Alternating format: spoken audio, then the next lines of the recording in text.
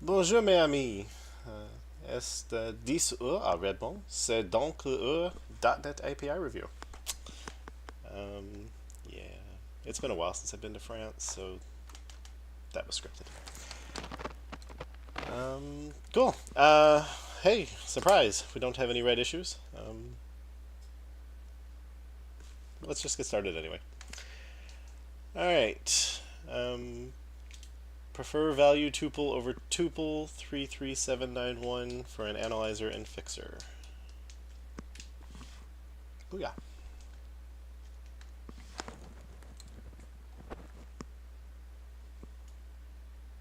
You were muted, Leah. I'm sorry. Still couldn't take it. The call. Sorry, did you ask me to do it? Yeah, I got the urgent call. Sorry. Oh, okay, sure. Basically, we started .NET with tuple, and then we later added value tuple, and along with it, language syntax for it. So generally, the preferred pattern is the preferred type is to just use the language syntax, which maps to value tuple.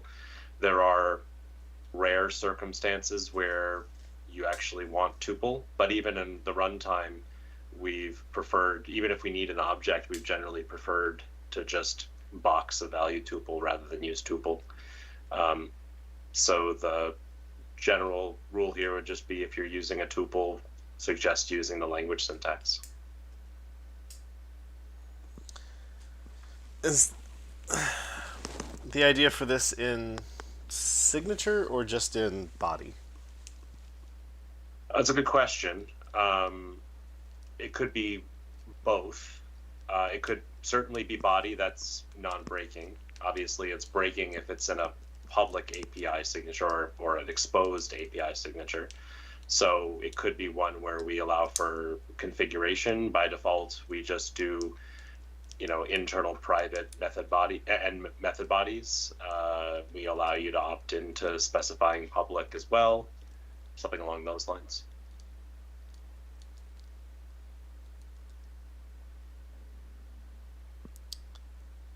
Fair enough. And is it going to, would it be actually suggesting, so not suggesting the use of value tuple, but trying to get someone into implicit tuples or named tuples? Like using the parentheses syntax? Yeah, I mean, I don't know whether the message would say value tuple or whatnot, but presumably any fixer that we shipped, if we shipped a fixer, it would use the parens. Ideally, if you're putting this in your signature, you'd also specify, especially if you put it in your signature, you'd also specify names for the items. But we couldn't really. Well, we might be able to infer them in some cases, but it'd be more difficult. There's the general concern that I think was raised on the thread around size of these things. If you had a 6 or 7 tuple, what do you call those? A sextuple or whatever. Whether we would be regressing perf, but again, we've generally been pushing people to use the tuples, and if you need it on the EP box it. So one concern that I have regarding changing only logic within the method body is, does this mean that we're going to use like implicit types rather than explicit types within the method body? And could that be a potential breaking change to applications? Sorry, Levi, I didn't understand. Within the method body, what would a breaking change be?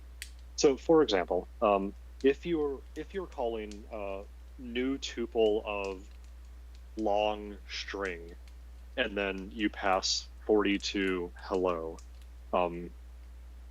is the fixer going to suggest just having parenthesis 42 comma hello close parenthesis, because that's going to be a value tuple of int string, not a value tuple of long string?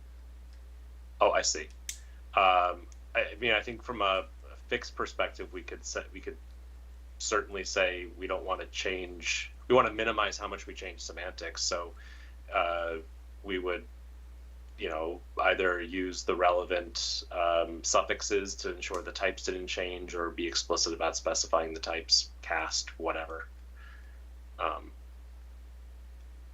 But again, that would be for the fixer. We could even say this doesn't have a fixer, or we incrementally make the fixer better and only start with the easy cases or some such thing. Oh, so the easy case maybe being like tuple.create, which does inference anyway. Correct. That seems like a reasonable start. I suspect that's how most people create tuples anyway, but maybe you have other data.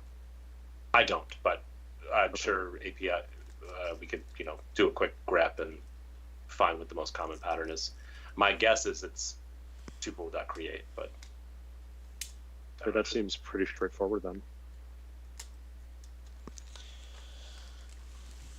I mean, aside from the edge cases where we might end up changing some stuff inadvertently, like, this seems pretty straightforward.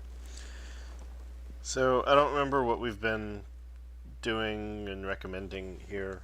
Would it be one diagnostic both for the body, or one diagnostic for everything, body, non-public signature, and public signature?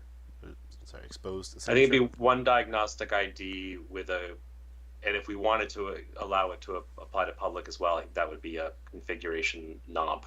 There's a visibility knob that we have on other rules, and we would just use the same visibility knob here. Okay. I think that's at least what I would suggest.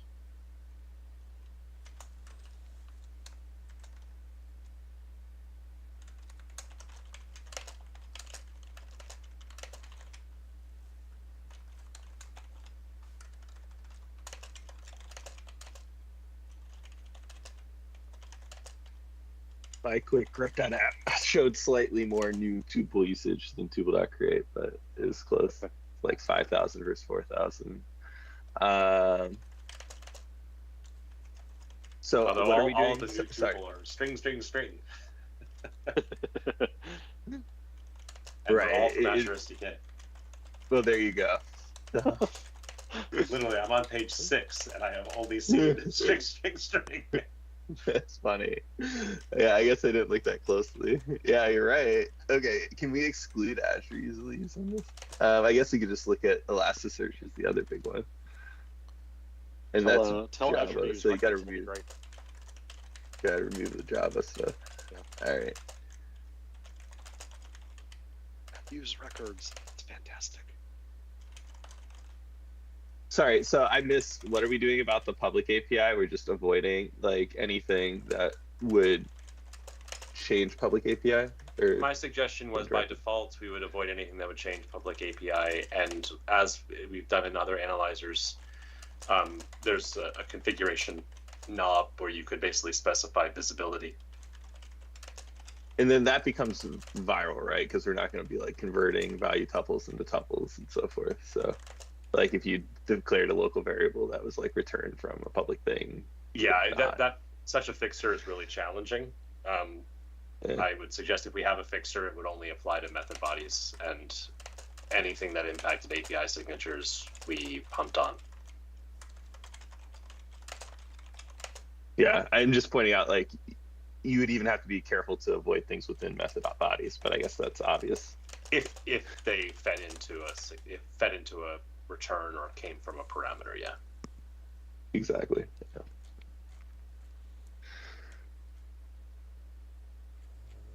Yeah, performance info seems right to me.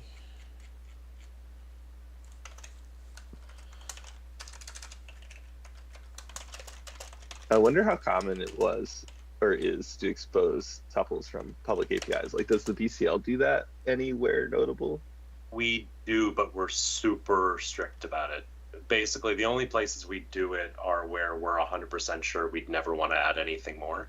So, like, we did it with enumerable.zip, where you take two input enumerables, and the only thing we're ever going to return is a tuple of the one item from each thing.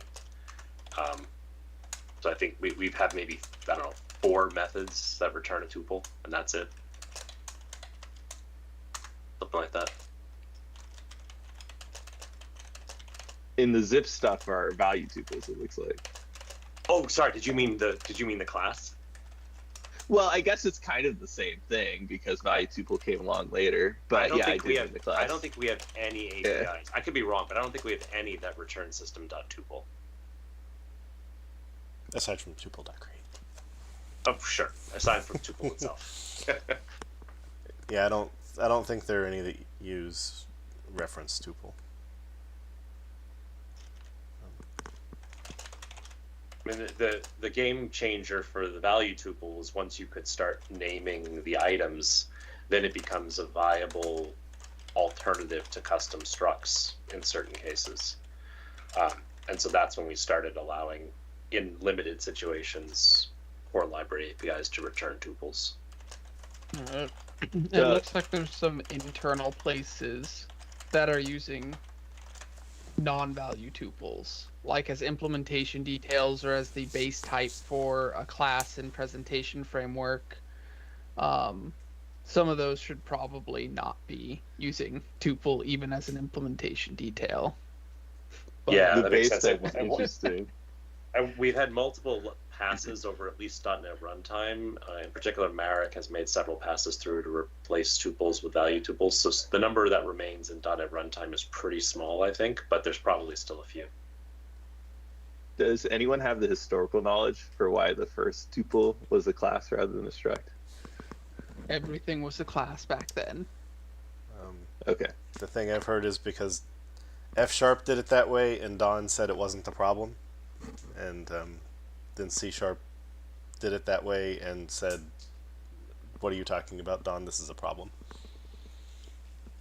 I think the original goal for F# was to have effectively unlimited number of positions, which I think you only get with reference types realistically. Well, we support unlimited with value types. Well, don't you eventually run into stack issues? Well, yeah, but you run into heap issues and GC issues with the other. So Sure, but like And that no- happens a lot less. Yes. and notably F# provides both tuple and value tuple, where value tuple is the tuple syntax but prefixed with struct. I think they have, added that for interop reasons, right? So that they can interop with both types. Yeah. They also, however, have reference and value versions of like all of their constructs. Their option of T has reference and value version. Their union types have reference and value versions. Yeah. But I think the primary reason is what somebody else said, is that basically everything was a class at some point, right? That's how we started off.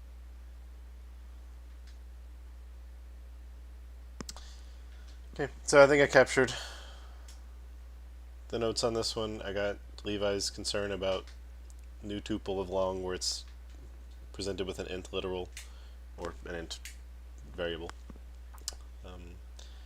And that we want one diagnostic ID with a config knob to allow you to say it should apply to exposed API. Anything else?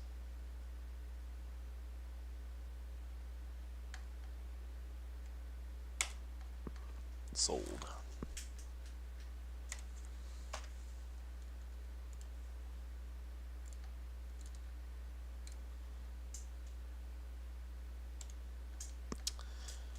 Okay, introduce an analyzer to recommend the more efficient string splitting features in Net 8, 85487.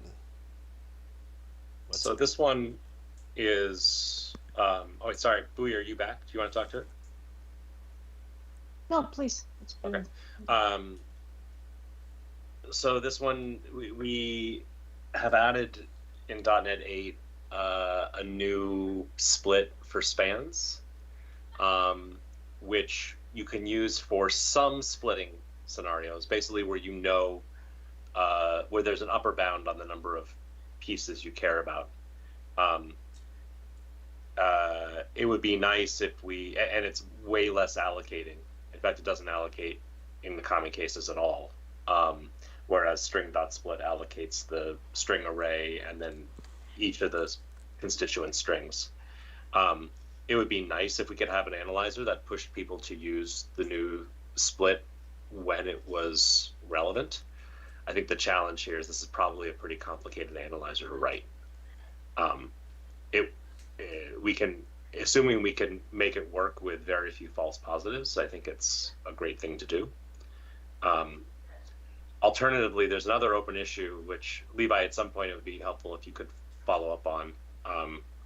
I think I tagged you on it, about adding another split for spans that's more of the for each pattern. You know, you for each over the, and it would just end up being basically repeatedly doing index of and then returning the range, index of, returning the range. And if we had that, then this analyzer would probably be able to basically just say, for any string.split, use one of those two patterns, or at least for 90% of them, use one of those two patterns.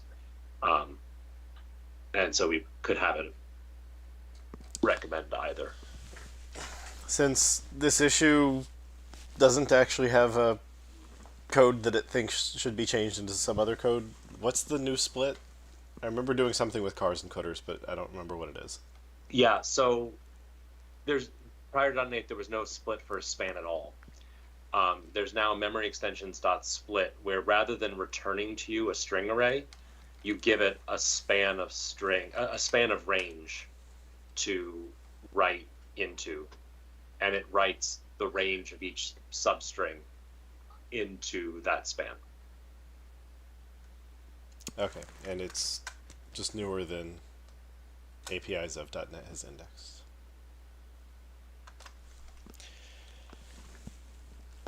Okay, right. So the problem being, right now you have string array and equal go do some stuff, and when doing this, you basically now need to build range array ahead of time and pass it in. Yeah, and there are complications. First, you need to understand all uses of the following string array to know how it's being consumed.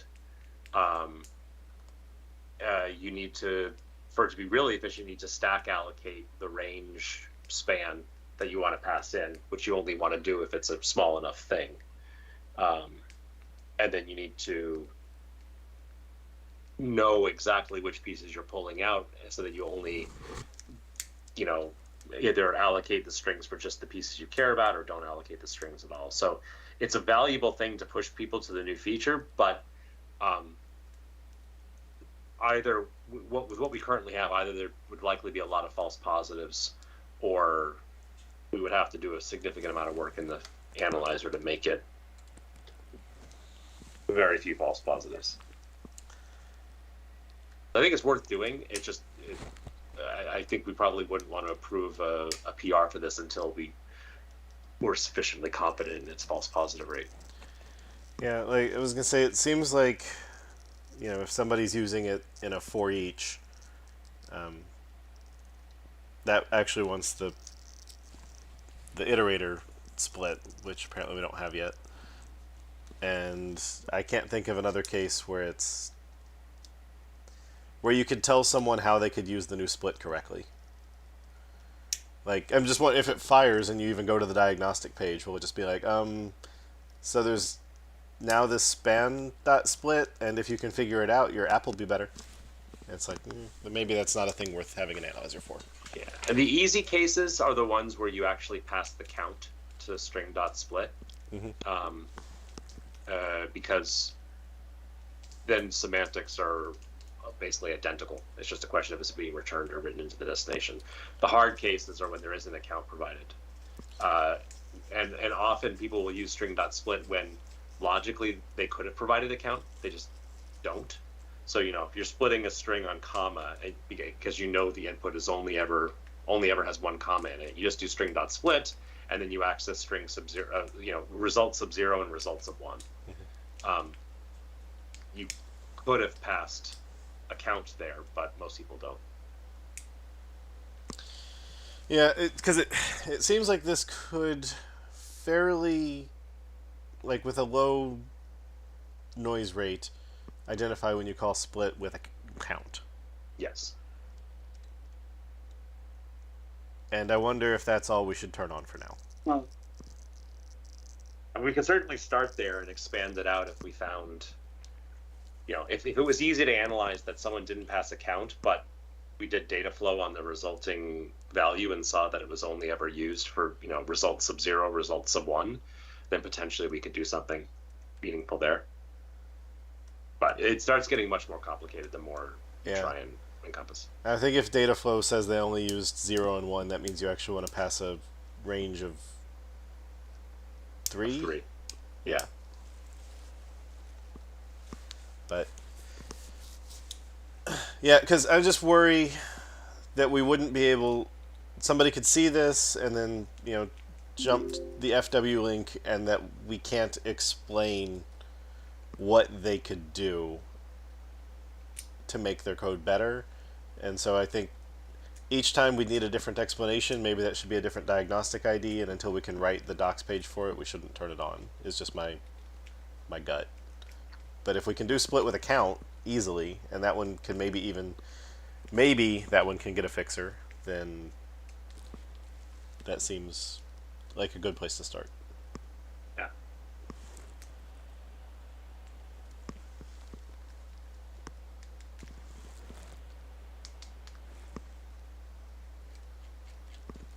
Sounds good to me. And like, I feel like it could be the same ID in the case where you can statically analyze that there should have been a count or could have been a count in the future, but that can be made. Yeah, That I mean, decision could be made later. again, it sort of just comes down to, can the docs page sensibly talk about it? Like, the more complicated a docs page has to get of like, oh, if this is your situation, it's like, well, you knew which one I was. Just send me to the page that's my situation. So that's just be a different diagnostic ID. Yeah, I agree. But in this case, it's just like you did use string.split that returned array, and now we want you to use the one that outputs to what, read only, or the other overload.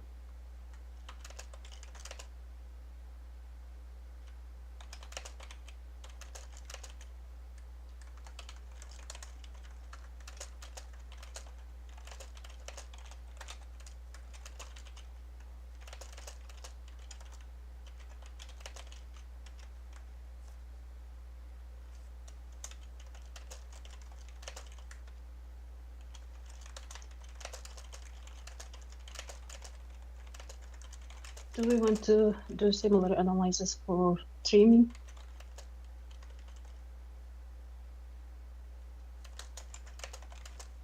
I didn't hear the end of that sentence. So do we want to do it for what? For trim. Do similar analysis for trim and suggest new trimming APIs. Trim. Yep.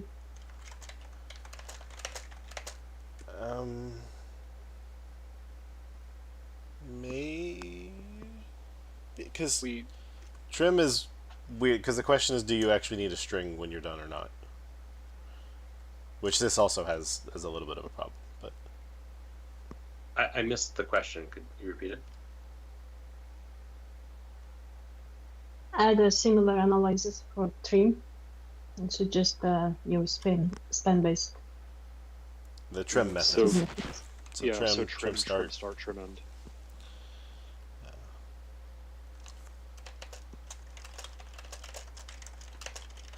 I guess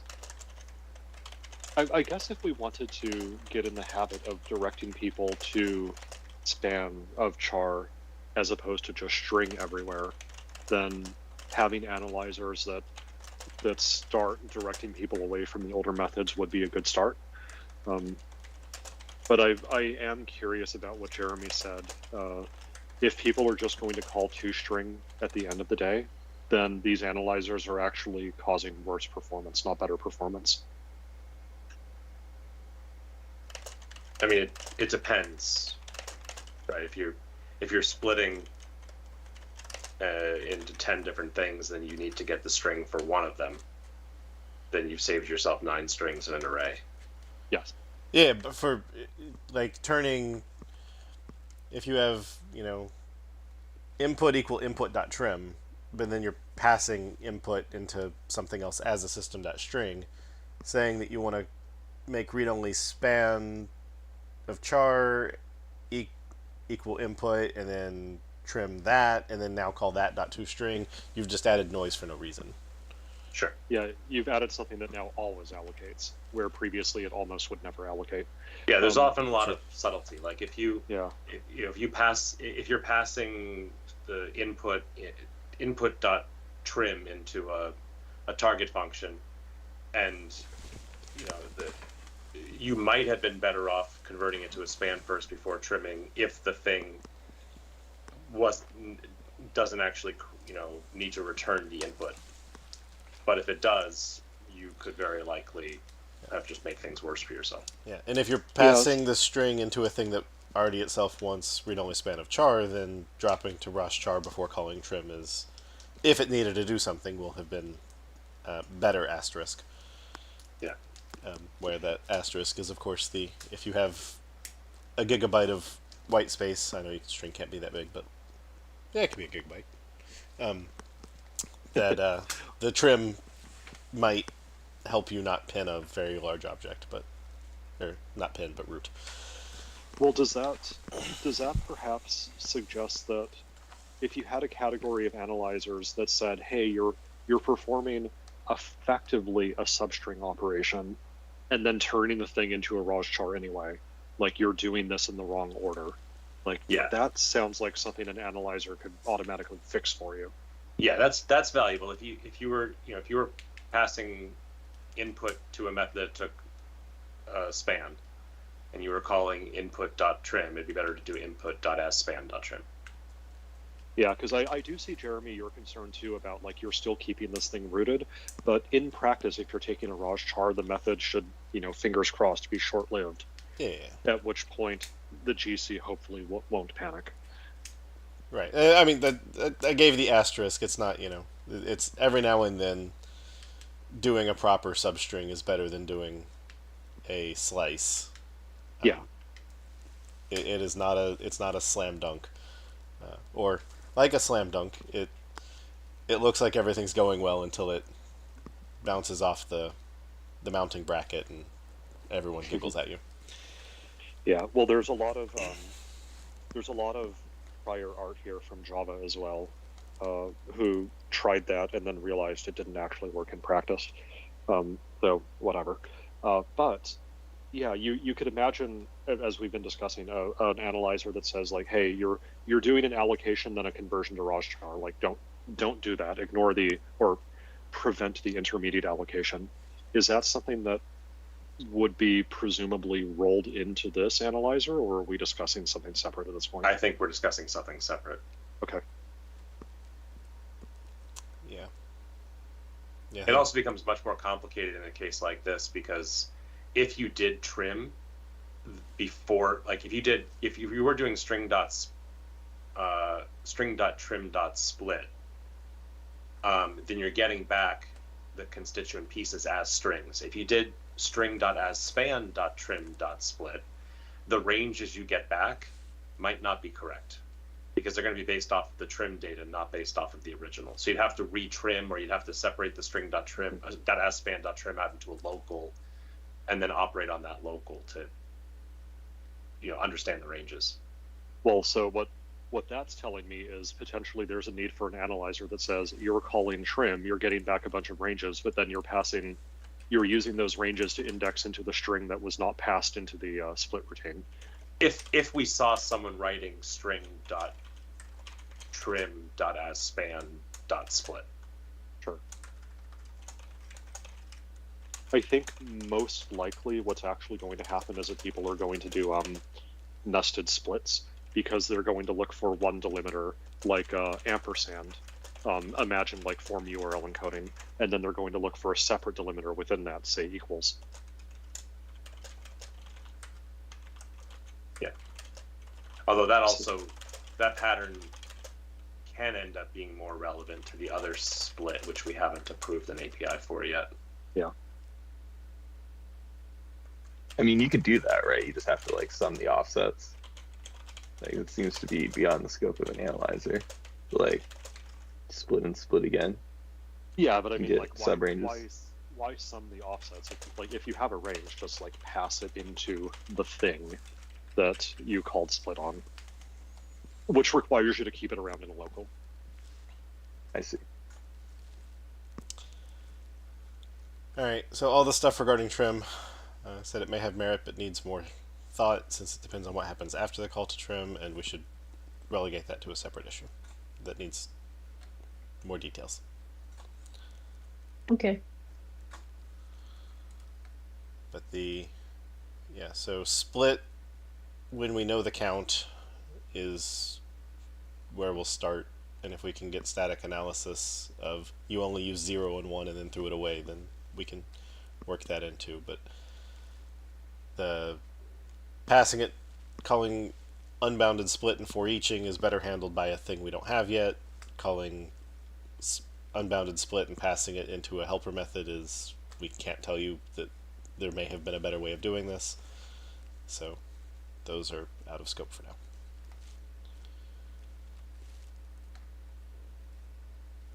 But we are approving it basically for the limited initial proposal. Yeah, to keep the false positive rate down where they call string.split with the extra parameter saying what's the maximum number of things it can return.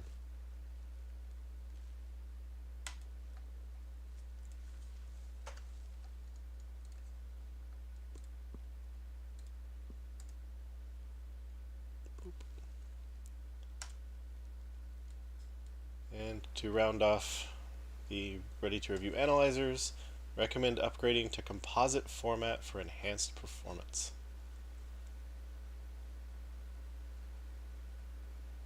Qua? So this one is another.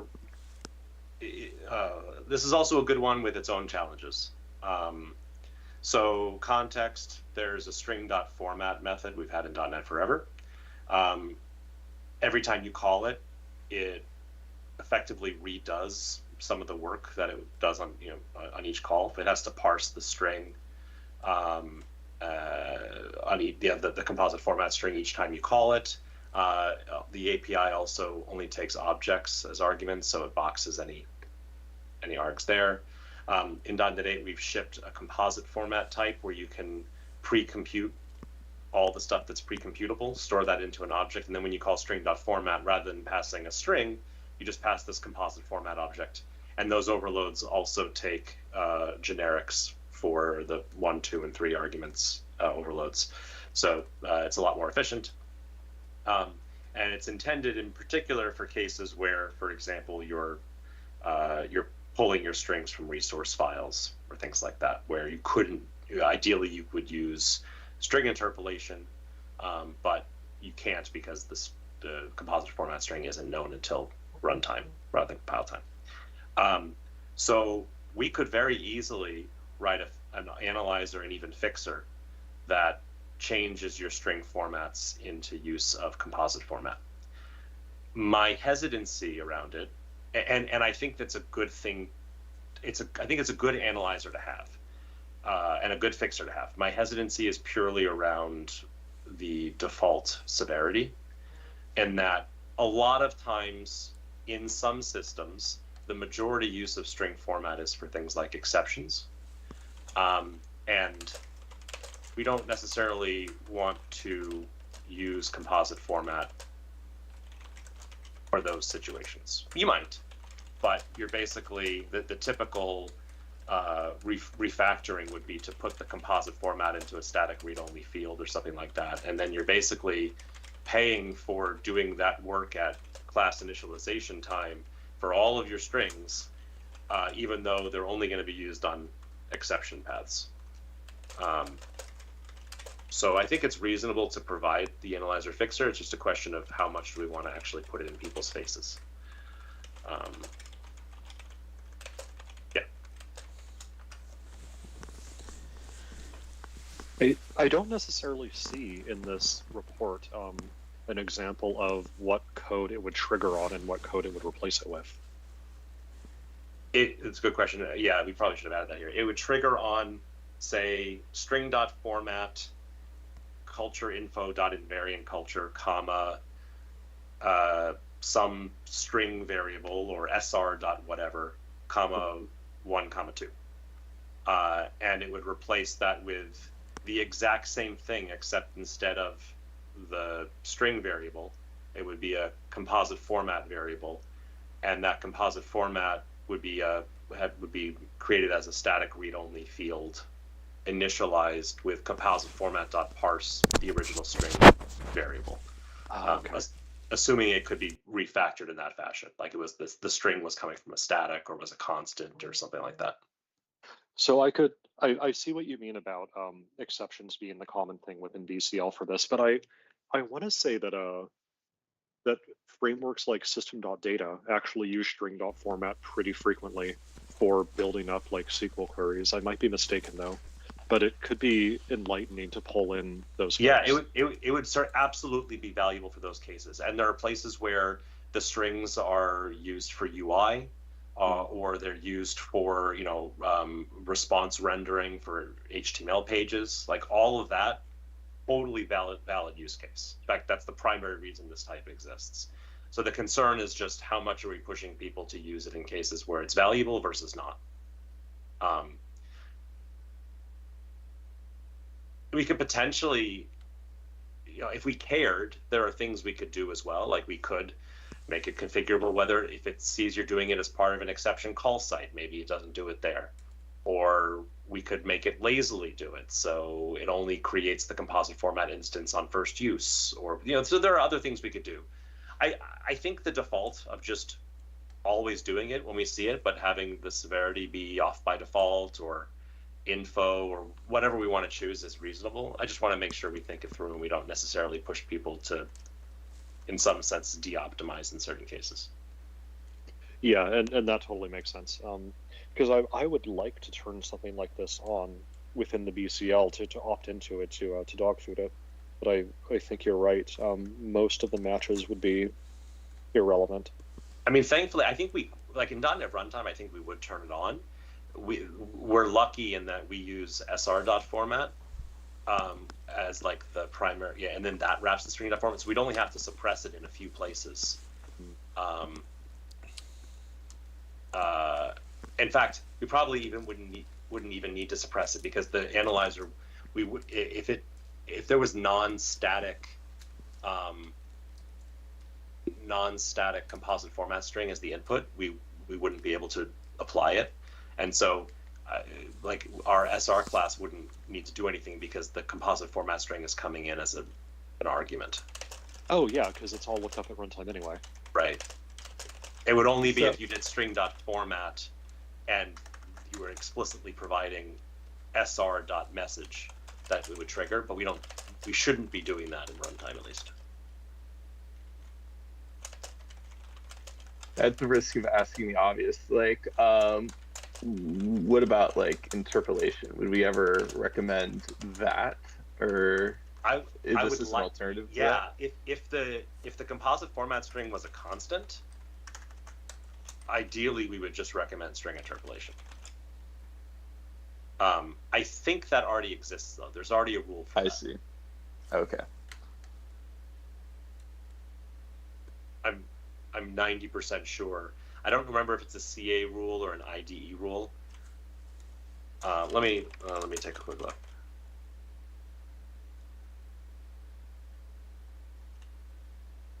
Because the culture info is going to be relevant here, right? Because that might control whether or not we can actually make this change. We can make it regardless, Okay. because there's an overload that takes the culture. So if you didn't provide one, we could just pass culture info.current culture, and if you did provide one, we can just keep using it. Well, if you said that this is done when this is done in class constructor time, correct? The iFormat providers in our first argument. Oh to yeah, the for instance current format. culture, you're right. That would be problematic. Well, no. The culture isn't provided at construction time. The culture is provided at format time. Okay, got it. Yeah. So that'll work then.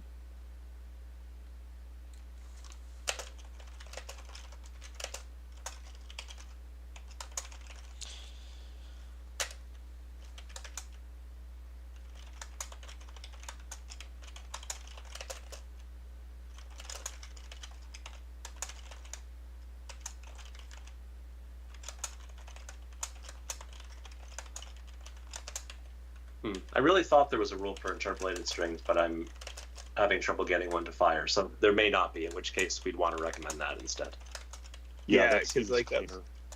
that's my other question is like, assuming it does exist, like would they both fire, or would like one somehow override the other? We would not. I don't think we'd want them both to Yeah. fire. If it's actually a constant, we should just use an interpolated string. So if that rule doesn't exist, then this one should recommend an interpolated string. If that rule does exist, this rule shouldn't fire for constants.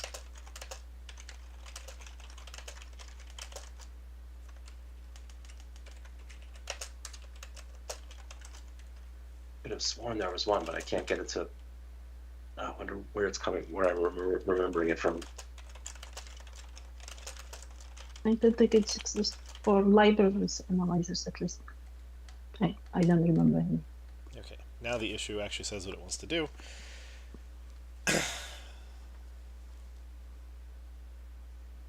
Yeah, that sounds The reasonable. Yeah, I mean, in my example, I have, we got a resource table from somewhere. If it's an instance, that's going to be, or if it's a contextual instance, that's going to be hard to replace. But I guess it could be. Yeah, if resource table is a static. Yeah. Yeah. Or if it's a class. So I do have one concern here, which is this could actually introduce runtime errors into code because you're taking a line which might never have been hit in practice and which might have thrown an exception had it been hit, and you're now moving it to the class constructor. And that means it's always going to run, which means that you could be propagating a bug forward where it never would have been exercised previously. That's true. An analyzer. You can. And as it's been pointed out to me in the past, we can never be 100% certain with fixers that they're 100% maintaining semantics. Yeah, I mean, I think it's. I see. I mean, you basically would be taking a program construction bug and changing where it occurs, and to your point, it might have never occurred because you may have never hit that code path. I think that's within the realm of acceptability, but yeah. And I actually think this is better than the other direction, because if you had a "if you ever get here" bug and now it moves it into a static initializer bug that you see, you'll fix your format message. Because you should test your code after applying a fixer. And you should. You should. People don't always. Will this impact trimming? Because it is moving to the class constructor now. Will it affect what? Trimming, the ability to trim. Oh. I assume that if the only method that referenced the new field, if a static field goes unreferenced, no, because it wouldn't know if the side effect of the initializer is important. No, it gets it. The use would still be trimmable, but the field and the initialization of that field won't currently get trimmed. Yeah, because it has a side effect. It would be technically illegal to trim it. Yeah. So yes, code that would have been otherwise it's unreachable is possible, now bigger. Like native AOT is able to do some static construction work at compilation time rather than at runtime. It's possible it could do so and see that it didn't have actual side effects and would be able to elide it. But I don't know if it's good enough to do that yet.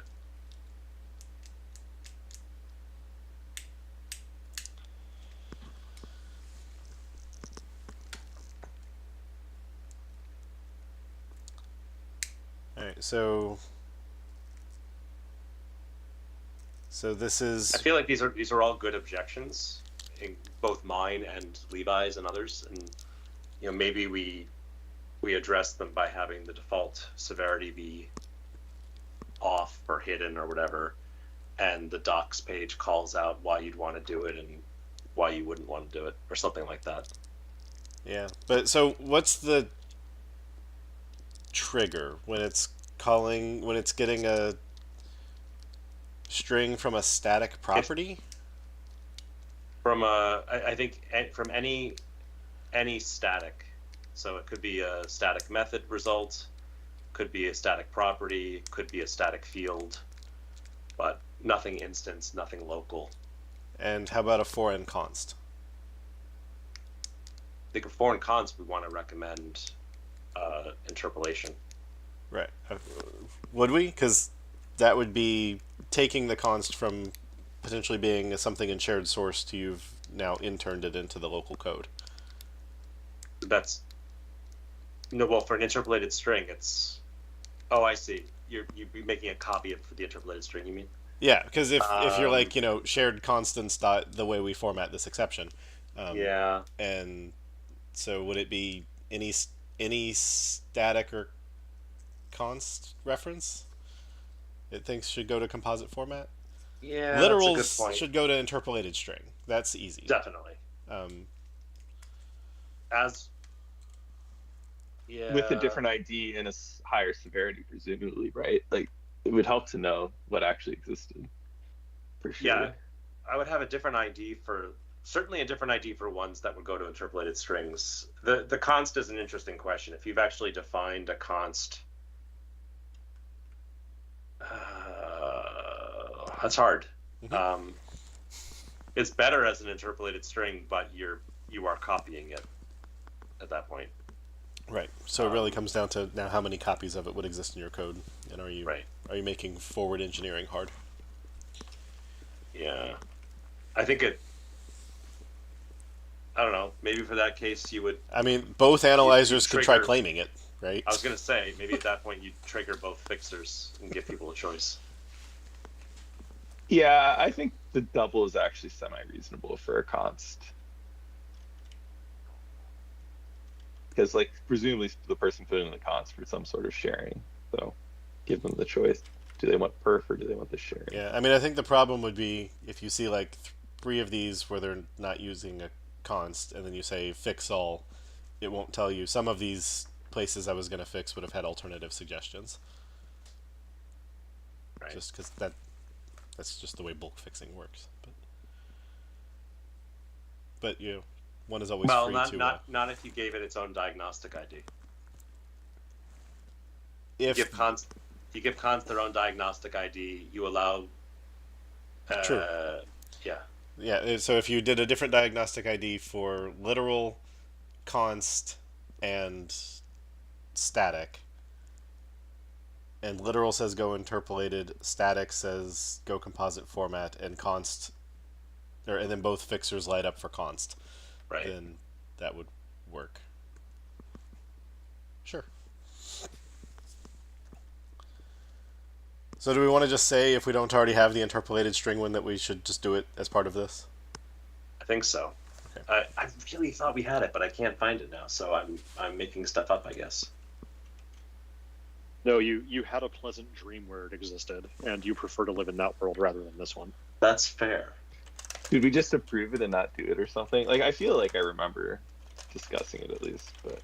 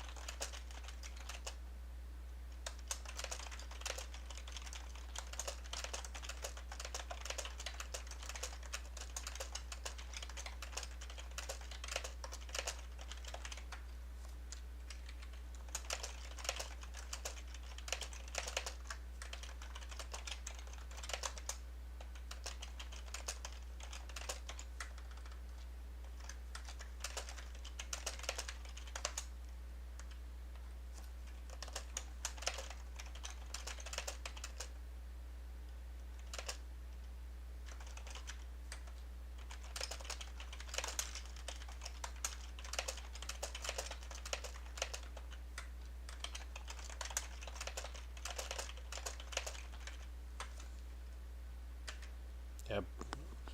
Bulk fixing on this would get interesting if it can't figure out how to dedupe the references. Like 4 calls to SR argument null, and it creates 4 different composite format fields for it when it only needed to make 1.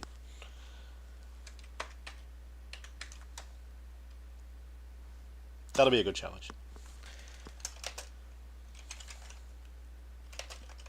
Yeah, because that means that we're going to have to invent some kind of naming for that static field. Yeah, we have the same problem in other things, other analyzers, like the regex generator analyzer and the logging method generator. They all kind of come up with names.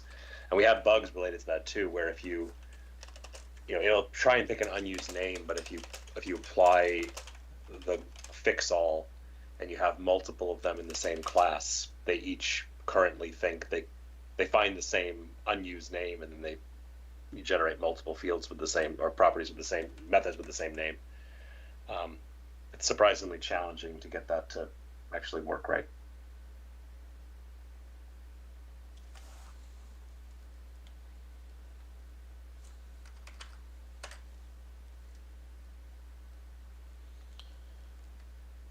Alright, so they're all performance? That's the category? Yeah. So the literals one, if we don't already have, seems like info. Yeah.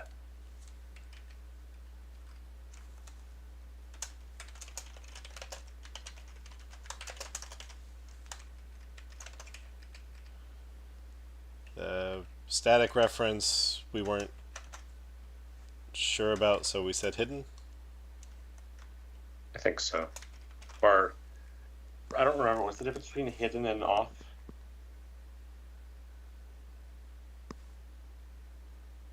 Hidden, disabled. Hidden will be black configurable.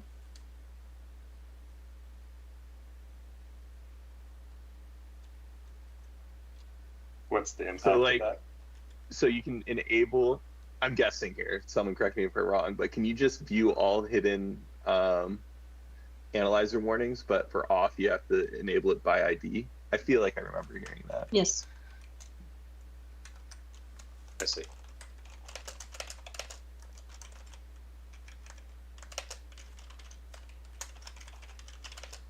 Then it sounds like, correct me if I'm wrong, but it sounds like we would probably want to go off instead of hidden. That way you could easily turn it on, unless there is an easy way to see all of the hidden warnings.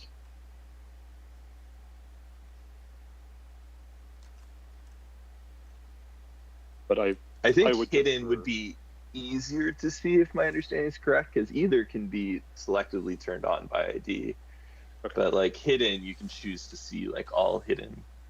Oh, things. also, isn't the hidden the one where if you're in the IDE, like you don't see it show up in suggestions, but if you click on that line, you get the ... that shows you. Isn't that how it manifests? Am I wrong? Like there are Yes, if things you- that you could do here if you chose to, but we're not going to proactively tell you about them. I If you feel turn on the all performance analyzers, then it will be turned on with the category. Sure, if you turned on the whole category. Yeah, but that's not true for the turn if it's off by default.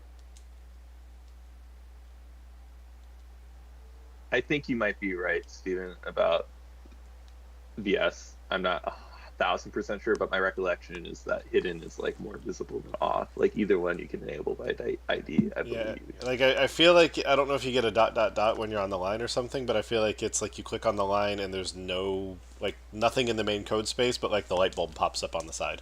Yeah, I think that's That sounds right. And it's like, I want to tell you something. yeah. I think that sounds right.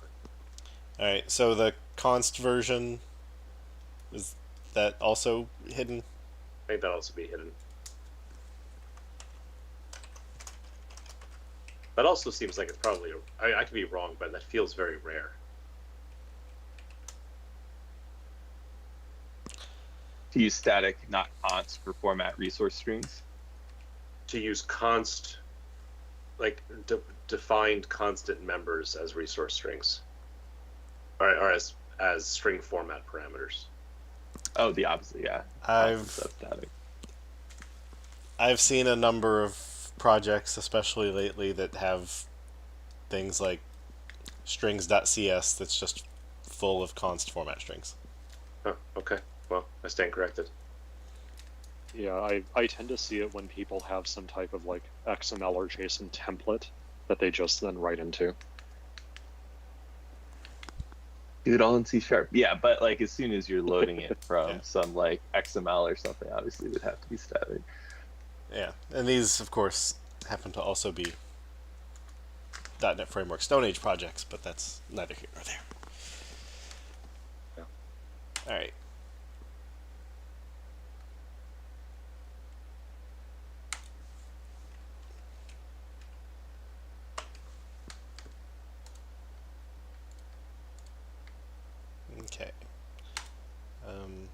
a plea to all people filing analyzers. Please give examples of what code you want, and not just a hand wave description of what we're talking about. But he provided the source code for the entire analyzer and fixer. Yeah, I that's agree. the opposite of helpful. I mean, no, it's actually kind of useful. It's but helpful a bit yeah. to people. It's helpful to people implementing it, but to us talking about it here, staring through and yeah. Chat pointed out there's also string builder format, and I don't know if we can easily incorporate that into this. That was part of the proposal, right? String builder append format. I mean, technically it was. Oh, yeah. String It's right format and string builder append format. It doesn't seem that much more difficult. Okay. Just Did we add did we add a string builder method that took one of these? We did. Okay. Yeah. Then cool. It's the same thing then. I just didn't know if we'd proactively wired composite format and string builder up together. Yeah, we could currently have overloads for composite format on string.format, string builder.append and append line, and memory extensions dot try write. Is that right? Yeah. Cool. So yeah, the things would apply to all of those then, because they're all stringed up format under the covers. All right, and immediate discussion that will either be 5 minutes or take the remaining hour we have. Support awaiting a task without throwing 22144. So I opted for the former. Let's do the 5-minute version. So this has been around for a while, obviously, and we've been around and around. I think we've gone through 2 API reviews, and we've never quite landed on something that we've loved.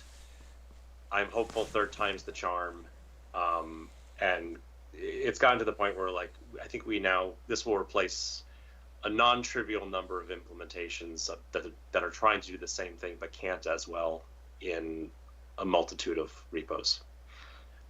So the core issue is you do await task.configure await. Today you can only specify true or false to control how that await behaves, but there are other things that you would like to control as well. And in fact, the reason configure await was named configure await was because we expected to be able to control additional things, and you wanted to configure in a multitude of ways how the await behaved, and we just never pulled the trigger. So the true false today corresponds to whether you want to, the parameter is called continue on captured context, basically whether you want to look whether there's a current synchronization context or task scheduler, and if there is, quote, quote, capture that such that the continuation then runs on that captured context. But there are other things that you would like to do as well. For example, it's relatively common for someone to want to await a task, but then not have that throw the exception, and instead manually examine the task after you have awaited it. So let's say you do await task dot wait async with a timeout. You don't, that by default, if you await that, you're going to get a timeout exception. But if you instead just want to check afterwards whether the timeout occurred, you don't actually want it to throw. Or if you want to await something with a cancellation token, and rather than having that propagate an operation canceled exception, you want to check after the await the status of the task. So people have been asking, and we ourselves have had need for suppressing the throwing of exceptions. Other cases where we've written custom awaiters include you want to await something, and by default, when you await something, if it's already completed, you just keep running. But there are situations where you don't want to keep running, where whether it's completed or not, you want to basically yield immediately. You want to force yielding out of the async method that you're in and pretending like it hadn't yet completed. And so that covers basically the first 4 enum values there. The last one is one there is use for it, but it's sufficiently rare that I included it, but we may not want to actually add it in this release. And that is when the task that you've awaited completes, do you want to force your continuation to run asynchronously from the completion of that task? This is akin to, if you say new task completion source, one of the options you can provide is run continuations asynchronously. So as the producer of the task, you can basically say, when I complete my task, I don't want the act of calling set result to run all continuations with this task. I want to ensure that they're all queued. This is the consumer side of that, basically saying, I don't want to run as part of the code that's completing the task. I want to ensure that I run asynchronously from that. So these are the various things that, you know, we could configure awaiting. There's a tail of others that we could consider in the future. These are the ones that I've seen most people writing custom awaiters to handle. Now, there are a couple of things that have tripped us up on this the previous times we reviewed these APIs. One is value task. And value task is problematic because we say that value tasks should only ever be observed once. You should only ever await them once. After you've awaited them, you should never touch it again because it might be using pooled resources, and the act of awaiting it would have returned those resources to whatever the underlying pool was, and they could be off, you know, handling something else. So the idea of having this kind of configure await for something like suppress exceptions for a value task is problematic, because if you did await value task configure await suppress exceptions, you can no longer look afterwards to see what the exception was, because you can't touch the value task again. So then that leads you down a path of, all right, well, what if we did something for value task where we returned kind of a result discriminated union, so that it returned the exception instead of throwing it, and then you could examine it after the fact. But even if we did that, there are other problems with value task. In particular, value task can wrap an iValue task source, and there's nothing on the iValue task source interface today that would allow you to extract the exception without it being thrown. So we'd have to go and add some kind of DIM or something to that interface to even give you the ability to extract that. And even if we did add such a DIM, that DIM would need to basically, the default implementation would need to still throw and catch the exception. So that's one issue with value task. There's another issue we talked about with task of T, which is that there's concerns for something like suppress exceptions where we would basically end up having to return a default T value, which could be confusing, could also violate nullability contracts. And so then there are proposals of, all right, well, what if we for each of these things we had like a dedicated awaiter, so you could have like a suppress exception method, and even for task of T, it would return a non-T value, it would return void. But then you run into compositional issues where now you start having to be able to compose all of these different methods, like suppress exception, open paren, close paren, dot, force yielding, open paren, close paren, and they all need to go together in arbitrary orders, and that is problematic when these things start returning voids. And so my proposal is keep it simple, stupid, and basically simply expose a configure wait for the non-generic task, not for value task, not for value task of T, not for task of T, just for task.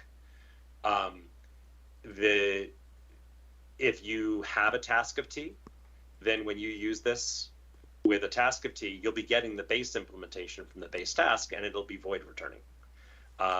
If you have a value task and you want to use this with a value task, you can always call .asTask on it, and you'll be paying the allocation cost if it was wrapping an iValue task source. But if it was wrapping a task, there's no additional cost to that. And if it was just an already existing value, you could, if you cared about the allocation, you could just check up front, is completed synchronously, and just do whatever you wanted in that case. So this isn't the perfect solution, but I think it's the best option we have, and I think it's good enough to move forward with. So sort of my stance.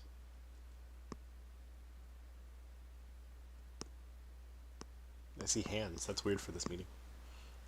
Eric? Sure. So my question is, the proposed enum seems a bit too general purpose to be only specific for task. So my question is, if suppress exceptions is the only case where things start to break in the generic task and in the value tasks, do you think it might make sense to, still keep this general purpose, but maybe throw invalid operation exception or argument exception if you try to pass specifically suppress exceptions in other configure awaits that we expose for the other task types?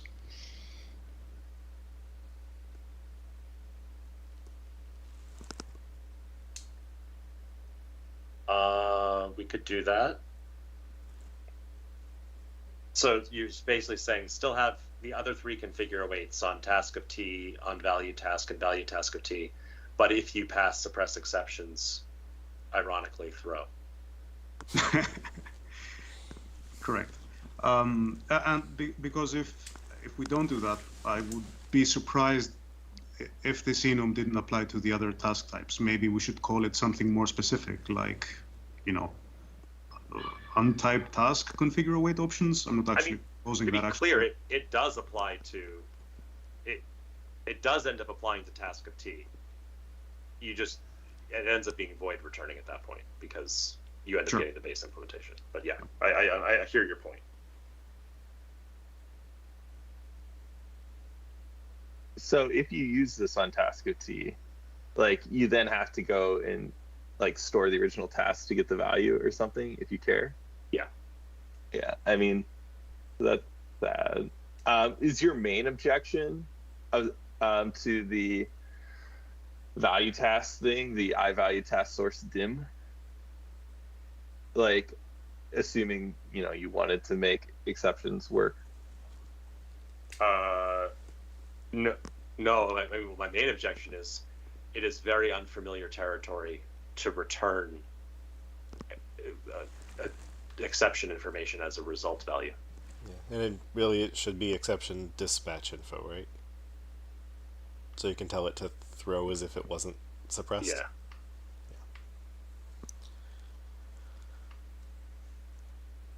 I mean, you could do that too with the dim, right? I mean, the default implementation would be sad. I mean, it's really strange in .NET to return an exception object, or in the case of a value task of T, a tuple of a T, comma, exception dispatch info. Except task, right? Like task dot exception or whatever. Yeah, but that's accessing the information versus being a return value of like the method call that failed.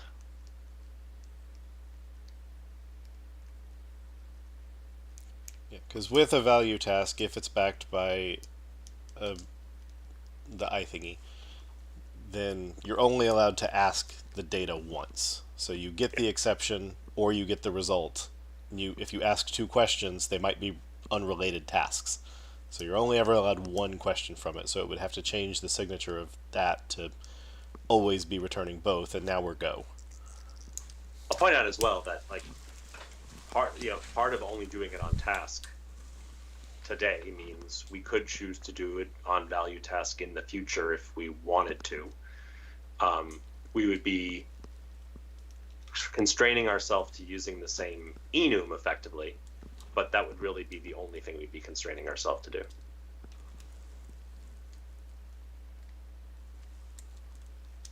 Yeah, that makes a lot of sense to me. So like, yeah, I don't want to perfect to be enemy of the good if we think this could be done later for value task.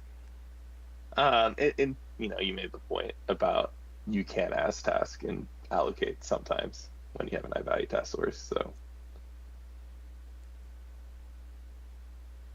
Seems good. Levi? So I have a follow-up to what Eric said. Would it make sense just to pull that one value out of the enum and actually move it into its own separate enum? So you would have configure await options, which controls how the await itself is configured. And then you have a separate enum, which is like exception handling options. So the idea is on the base task type, you would have a configure await overload that takes both configure await options and, you would have two overloads.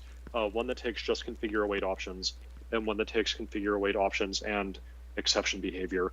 And then on task of T, you would use method hiding to provide a new overload of configure await options, which just says, like, this is all I take without the suppress exception behavior. Like, would that work? Sorry, I don't know how you do that. How would you do the method hiding? Public new configure task awaitable of T configure await. But you'd still pick up the base implementation that had a different signature. You would, but you could basically hide it and then immediately mark the new method as obsolete as error, saying, like, it does not make any sense to call this method, and you're going to get a compiler error. And then if you call it at runtime, you get a runtime error.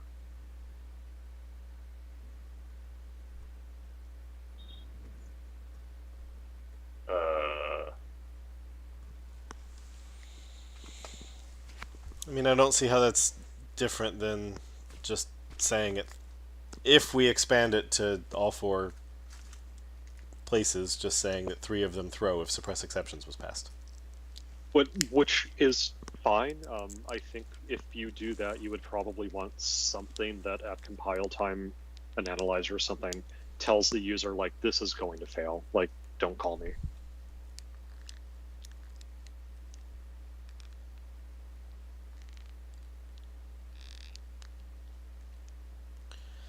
Yeah, I guess. Oh, because, yeah, if it's new and not virtual, then you could downcast it.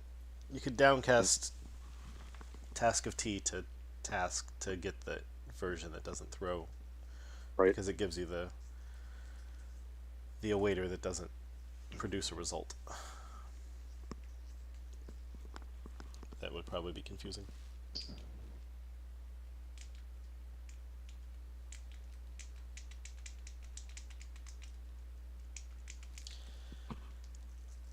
Because what I guess what I don't like is there are things on this enum that totally make sense for task of T, but we would be basically forbidding people from using them.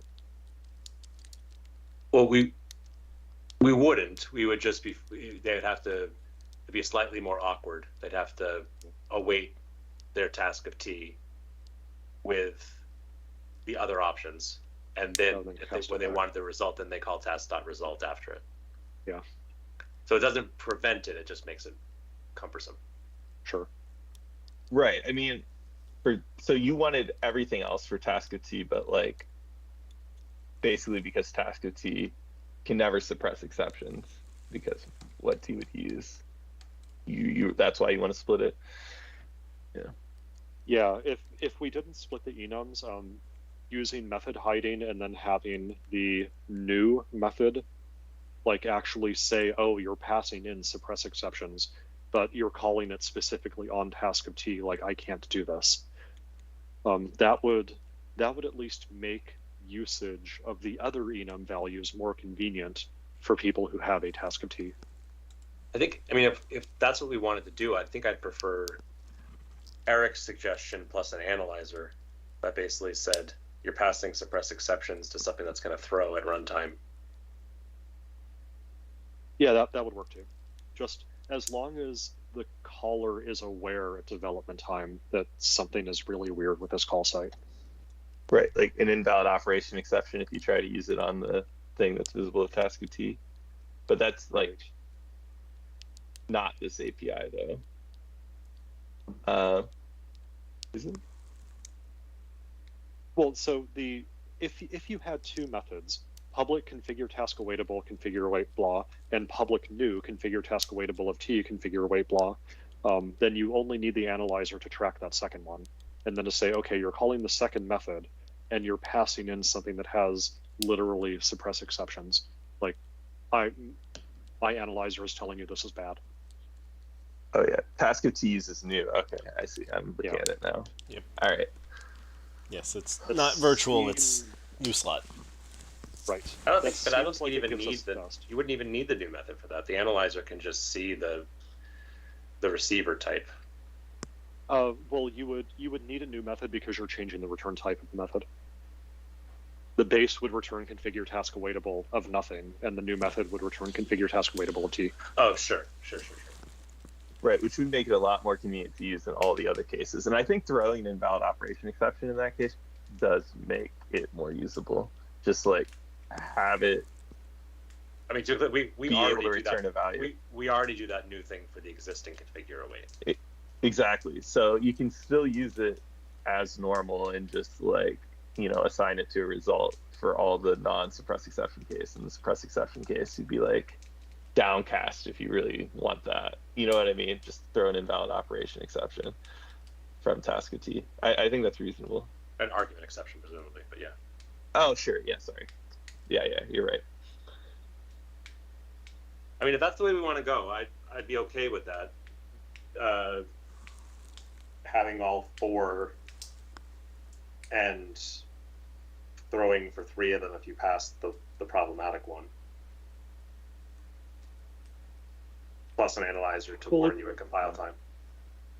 Yeah, it really just comes down to like, do we think that the other 3 enum values are useful for people? And I think you made a compelling argument that they are. So it seems like we would want to make it easier to consume them rather than having people kind of cast after the fact. The thing that my hesitancy is that the order that I've listed them is sort of the order of use in terms of, or frequency of use from what I've seen.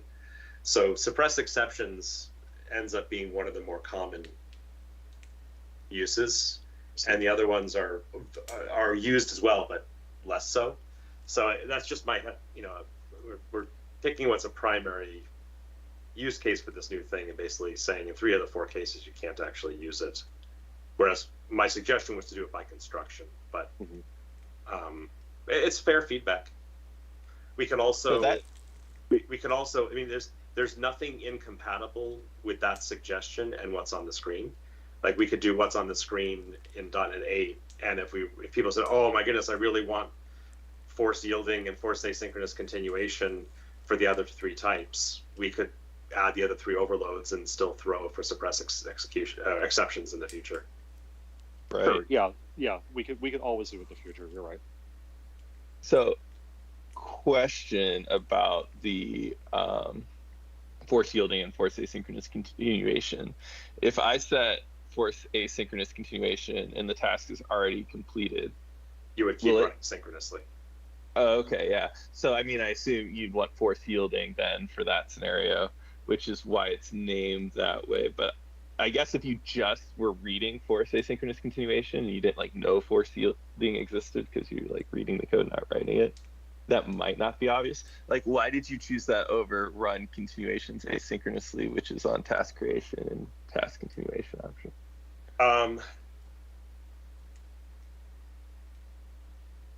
Mainly for it to be consistent with the force yielding. Basically, like have some name. There's basically 2 times when we're trying to make something happen. It was, do we keep running synchronously when we do the await because it's completed was true, and then when the thing completes, and so I kind of wanted those to be similar naming to highlight that they were kind of doing similar things, but I also had a really hard time coming up with the name for these 2. So if we want to keep it synonymous with the existing task creation options and have it be run continuation asynchronously, we could certainly do so.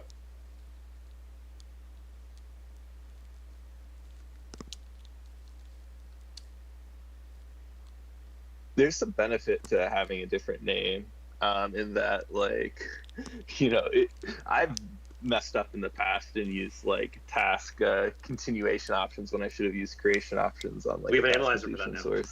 Yeah, exactly.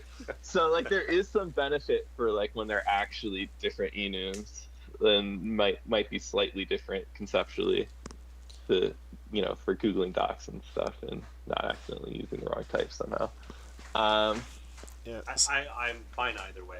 I tried to keep it similar but different, but if we wanted to make it run continuation asynchronously, the singular continuation rather than continuations, I would be okay with that. I think I'm trying to think if there's any good reason not to do that. And I can't think of one. So I'm just trying to understand the flow here. So if you pass 13, that's everything except suppress exceptions, and you are starting on the UI thread in WPF, I think that means when we hit this line, enqueue the work into the UI execution pool, run one step of that, and then automatically go and then queue back into the pool. Just so that would be a fair work choice. Effectively, it basically says, so if the task was already completed that you were awaiting, it says it would end up basically be the equivalent of dispatcher.yield. Basically just queue a work item back to the dispatcher. If the task wasn't yet completed, then it would be no different until the task completes. And then when the task that you were waiting completes, it would queue the work item back to the dispatcher, which may or may not have been what would have happened anyway. It would be up to the dispatcher, up to the synchronization context.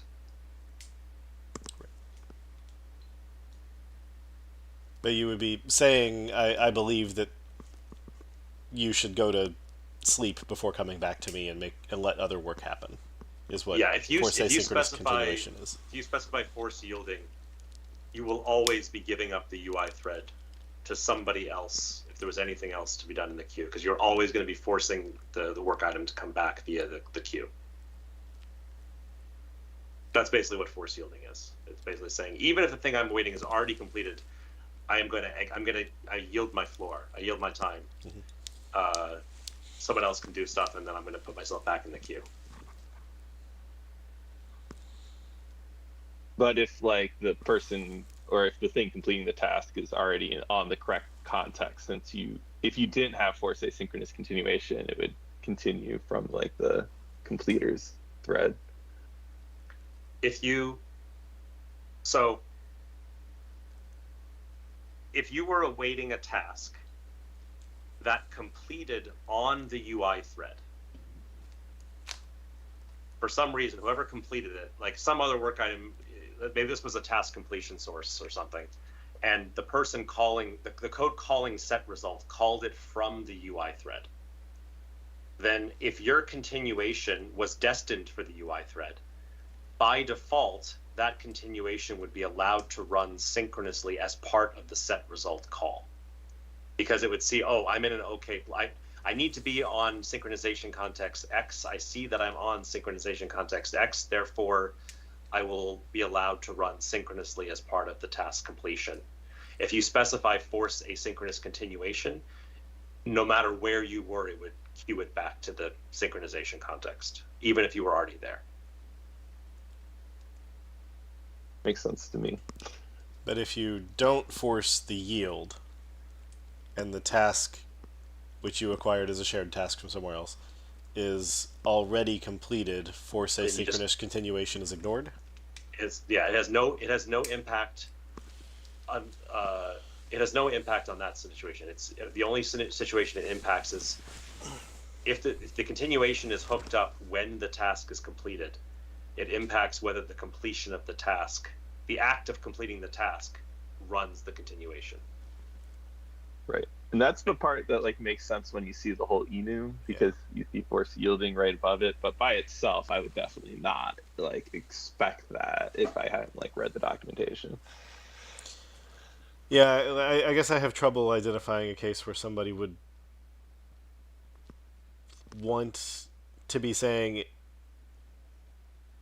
if it's done, take a nap, but if it's not done, if you're starting it, you can try starting it before taking a nap. So So let's say you were, ASP.NET has a synchronization context called, what is it, render synchronization context. It's basically, it's what Blazor uses. It's basically a one-at-a-time scheduler. So just it makes sure that there's only one thing happening at a time. Its post method has to queue, because that's the semantics of post. It has to ensure that the work is asynchronous from the caller. But anything that it queues, it only needs to make sure that those things are happening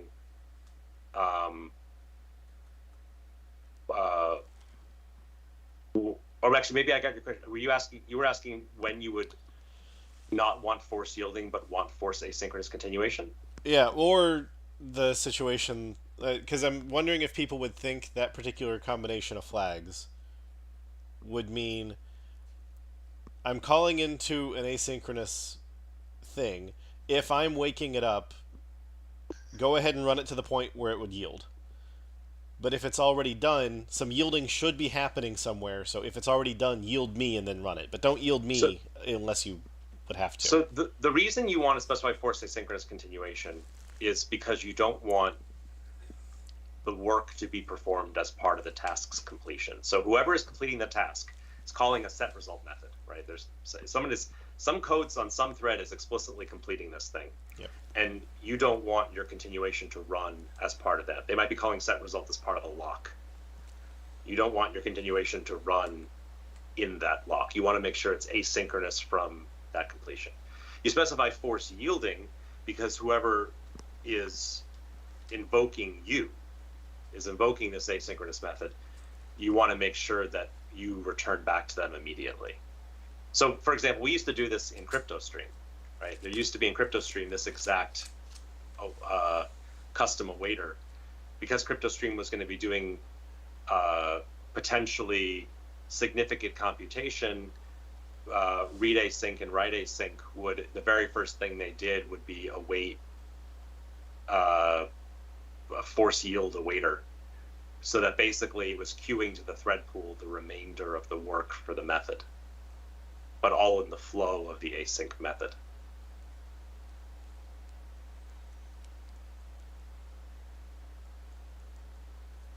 Fair enough. It's wondering if these two things are coming in at the same time, should one imply the other, which is always a little bad. But it does sound like they're off. They are. It is subtle. It's certainly totally, and that's why I had a hard time with the naming. Right. It is hard. Yeah. So like as an implementer of a public API, it's basically, are you the caller or the callee? And you would probably, yeah. Yeah. In most cases, you might not want to. Yeah, because saying force asynchronous continuation is less about be nice to the scheduler, even though it may have that impact for a non-already completed task. It's more about saying sometimes funky things happen if I get called as a result, or if I get called inline, but if it was already done, they don't happen, so please make sure I'm never called inline. And again, the last one is just a little weird. The last one is the least common. Yeah. By far. So, interesting, when I prototyped this all out, it's also the one that adds the most complication to the implementation. So, I think we might end up in a position where the last one is, we decide to hold off on it. And then there are others that aren't even on the list that we possibly might want to consider in the future, but I have no desire to put in now. Like, there are a fair number of times in our tests where we synchronously block on tasks by calling task.wait or task.getAwaiter.get result. But if you do that, task has this mechanism where it basically asks the associated scheduler whether, rather than just blocking the current thread, if the task was associated with a delegate, it basically asks the scheduler, if you haven't started running this delegate yet, maybe I could just do it rather than blocking, waiting for you to do it elsewhere. Which is a nice optimization, unless the tests actually don't want that to happen. for example, if you were testing the behavior of async locals, or you were testing the behavior of execution context, or something where you wanted to ensure that the work actually ran on a different thread, in which case that optimization screws up those tests. So there are a bunch of places where we do things like casting a task to an iasync result and then accessing its wait handle and then blocking on that wait handle, because that won't be able to inline it. But that's like such a remote use that's really only relevant to someone who's testing, very specific things. You could imagine that showing up here such that someone could do task.configure await options no inlining get await or get result. Yeah, but that's so remote. I don't want to put here. Yeah, because it sounds like that's a force different threads, and then that something like WASM's just like, we don't have threads, so I'll just ignore this. But yeah, but with this enum value, it sounds like we can just add it in the future though, and Yeah. it should be okay. I think it would be totally fine. I do have a question on something that you said a few minutes ago, where I think one of the scenarios that you gave is setting, I think, force asynchronous continuation in the event that, say, somebody is calling task completion source.set result within a lock, correct? That way you don't run the callback within the lock. Yes. Now, in that situation, hopefully the person who created the task completion source specified run continuations asynchronously. Well, that's the thing that's confusing me, because it sounds like this should be forced to run asynchronously policy should actually be specified by the person calling set result, not the person hooking up the continuation. So it can be. I was giving an example of a situation where you want the continuation to not run as part of the call. So you can today say new task completion source and specify task creation options run continuations asynchronously. Okay. And then when you call set result, it will queue it. I was just using it as an example where you don't want to run as part of the caller. Oh, I see that. Smart now. enough? Yeah. Okay. Yeah, it's task creation options. That's what I was missing. Yeah, and then there's continuation options too, which also has the exact same run. Run continuations asynchronously. Yeah. So this is like the odd man out, and that's what I was like pointing out earlier as far as the task enums and the naming of this concept, basically. Yeah. I assume it's not double dispatching, right? Like it's the same concept, right? If both are set, it just dispatches once. With the task completion it's source. not going to like force it to happen twice. Yeah. It's basically just, So is there's a continuation that's hooked up to the task. Is the completion of that task allowed to run the continuation asynchronously or not? And if you specify this flag, it's not. If someone specified task creation options runs continuations asynchronously, it's not. If both are specified, it's not. It's just it's a yes so it's or an no. or. Yeah, it's just an or. And there's no way that like the task completion source can be like no in line and override this. There's no way to do that. There are a bunch of reasons synchronous continuation isn't allowed. This just adds to this list of reasons. There's nothing that says this must be inlined or else. There are other reasons we force it to be asynchronous. Like if you're too deep on the call stack, we'll queue it. If you end up on a bad, quote quote, bad synchronization context, we'll queue it. This is just one more way that we would force it to be queued. Yeah, I think I slightly prefer run continuations asynchronously, but it's marginal. There is the upside of like not conflating the enums and things that expect options. It wouldn't be the exact same word. It wouldn't have the S on continuations. Because this one, because the other ones, I think you're viewing it from the context of the task, where you don't know who's going to grab it and add continuations onto the task. And this one, you're basically saying, I expect I'm the only continuation. Granted, the task could be a shared task somewhere and somebody else could be glomming onto it, but basically what you're saying is don't call me synchronously from set result. Correct. So this one's about me instead of about anyone. Yeah. So yeah, I actually think I like it as proposed. The one thing Yep. that I would change about the proposal is to add the task of T result new override that does the argument exception. Oh, sorry, Eric, I see you have your hand up. No, go ahead. I guess one thing I wanted to add is I'm pointing out that if you pass configure await options.none to configure await, which is also the default value for the enum, that does not equal the default behavior when you're awaiting on the task. Right. That's the same as configure await false. Correct. Yeah. I almost pointed that out. I'm like, yeah, if you did configure await default today, technically this makes that a source breaking change if someone ever wrote that code, right? I mean, the alternative, if we really wanted configure await options none to be the same as not specifying configure await at all, we would need to rename continue on captured context to be the inverse of that. And I couldn't come up with I didn't have a good name for that. Continue off captured context.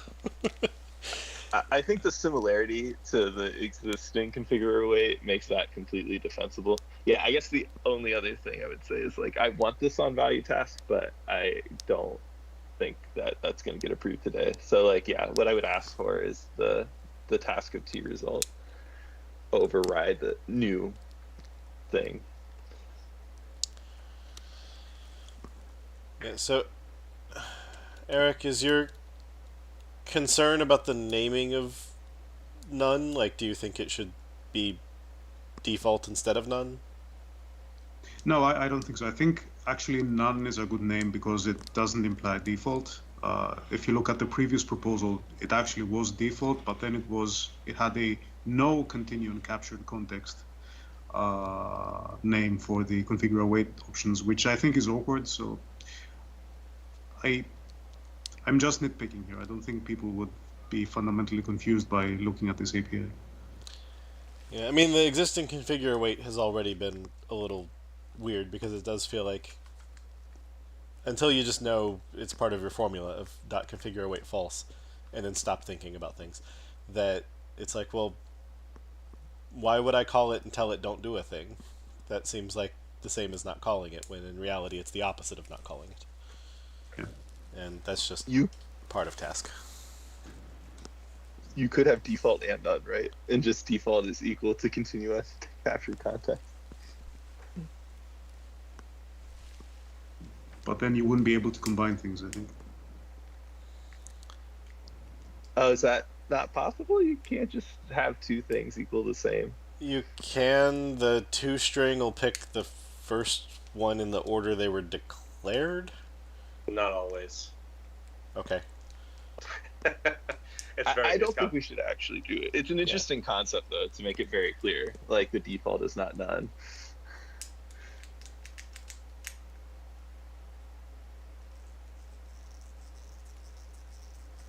Just make sure I understood, Stefan. You basically meant add default equals 1. Yeah, that's what I'm not. I don't think that's actually a good idea. I was just throwing it out there. It does clarify slightly that the default isn't none, but I don't think it's worth doing. And my plan was to include in the remarks that configure await options dot none is equivalent to passing false, and leave it at that. Mm-hmm. Yeah, this seems to be locally consistent, which I think we've said we value. Yep.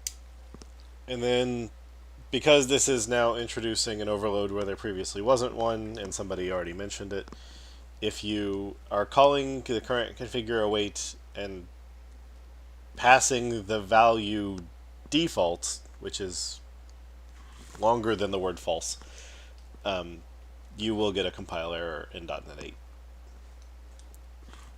Get over it. I actually thought of that, so that's funny. Yeah, well, I mean, because our position on the use of the keyword default is the keyword null we respect, or we try really hard to respect with overloads. The keyword default, we do not care about you if you use it. Unless you say default of and then the type, because then that turns into false or null or whatever. But I'm really curious. I actually want to search grep that up now. I don't think we should change anything based on it, but is anyone doing configure await of default? They shouldn't, because it's not the default behavior. And at least and it's longer than false. 0 hits. Yeah, I mean there shouldn't be, because it's there's a smaller frowny literal face, but it makes me happy. Right. grep that app when it doesn't find any results. Okay, so I think I heard we want to do the new slot on task of T, and I would feel uncomfortable right now starting on value task and value task of T, and Stefan said he's willing to let that one come in .NET 9. Right, because that's not breaking. But for task of T, right, if we don't do it now, then we probably don't do it, because then it would mess with at least. We could. I mean, the problem with breaking. task of T is if you want to say suppress exceptions. If you want to say suppress exceptions, you have to do something completely different anyway, so it's fine. So it'd be if you wanted to use force yielding, that you get to move from await method invocation .configure await force yielding. You'd have to then save the task, await that force yielding, and then reference the property on the task again. That code would still work if we added the method later. You would then just be able to go back to using the short pattern. If you want to use suppress exceptions, you'll have to use the long-winded pattern. That will just always be true. Well, exactly. The one downside to adding the method, the new slot, is if you did want to use suppress exceptions, you would just use it if we didn't add the new slot. And if we do add the new slot, you'll have to cast your task of T to task before you can pass suppress exceptions. Oh, so adding it later would actually adding it later would be a problem, because now you'd get invalid operation exception when you didn't used to. Correct. Exactly. Yeah, So- which is Well, why we have to do that's it a now. source breaking change. That's It's a- a source breaking change, source not breaking a change. binary breaking change. It's a recompile Right, but a breaking subtle change. one. Unless Well, we maybe give not an subtle. Would it break the compilation always? if we could introduce an analyzer at error level at the same time we add it to tell you, yeah, we totally broke your code here. You need to fix this now. Like, We would have to, right? Because it would churn that into an argument exception, like Right. just when you recompile. Like you I could think test it. I think it's reasonable to add the override throw for suppress exceptions. Maybe have an analyzer that tells you this is going to throw pass to the base if you care. That seems, maybe even put it in the XML comments on the override. And in the exception message, right? Like in the argument exception, Yeah. being like, you actually can do this, just cast.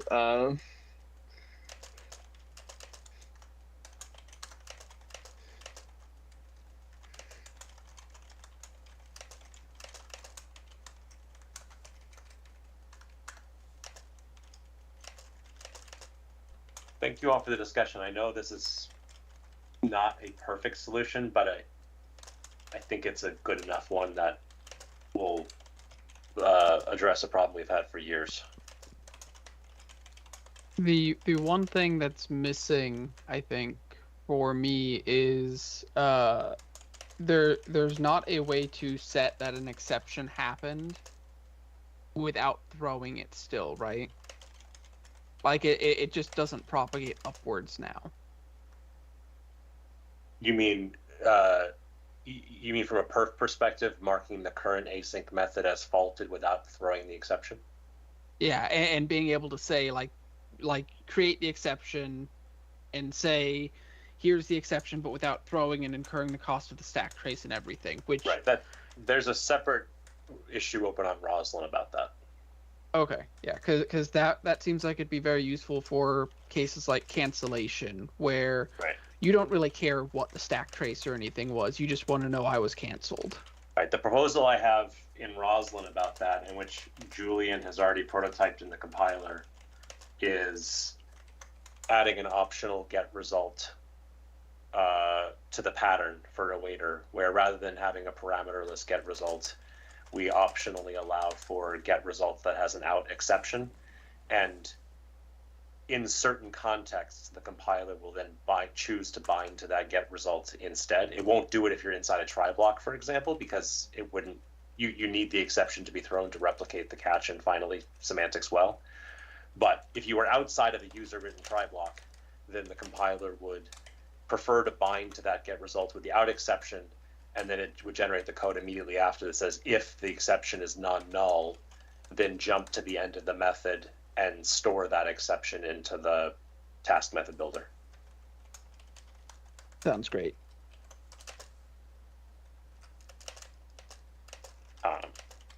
And if we did that, we would basically be updating our waiters to add that additional get result method.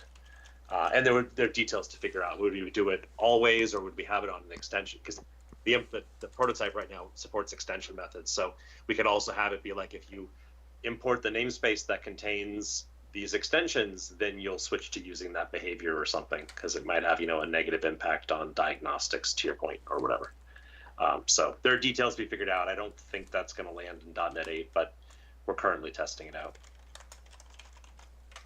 Jeremy, I'm guessing we're punting the value task equivalents for this release? Yes. Okay.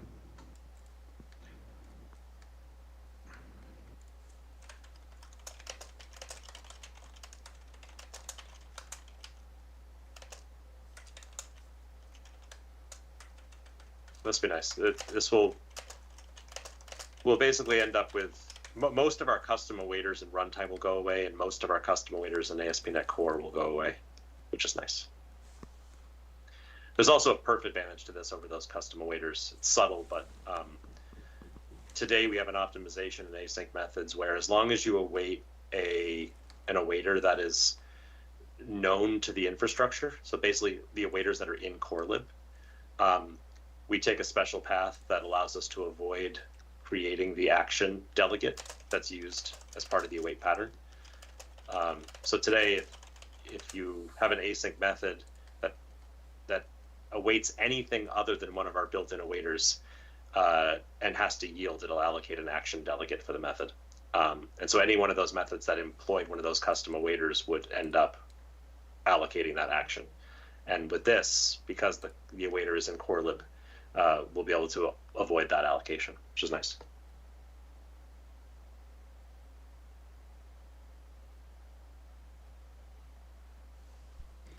If instead of doing a custom awaiter, you did like a custom I-value task source, you'd end up avoiding that same allocation, I assume, since it goes through the value task infrastructure. Because it goes through that, yes. Yeah. But yeah, we do have a lot of custom awaiters. It'll be nice. All right, so I think I got all of the stuff for task of T, which is actually task of T result, and that I have the shape right. If not, it's probably close enough that you'd understand it. So It's close enough. So we good? With 2 minutes to spare. Wasn't 5 minutes, but we ended on time. Yeah. Love it. All right, that only took. It's almost June 6th, so 6 years. Okay. Excellent. Thank you all. And Eric, thank you for doing the work to drive the previous versions of this. Yeah, no problem. Alrighty. Right. So since there's no such thing as a 40-second issue, we will end early, which won't be early by the time I finish talking. So we'll see there. Thanks everyone for joining us live. I know that last issue was probably very interesting to some of you and very boring to others. But thanks for being with us, and we'll see you today's Thursday, so Tuesday at our same .NET time on our same .NET channel. Auf Wiedersehen. Bye.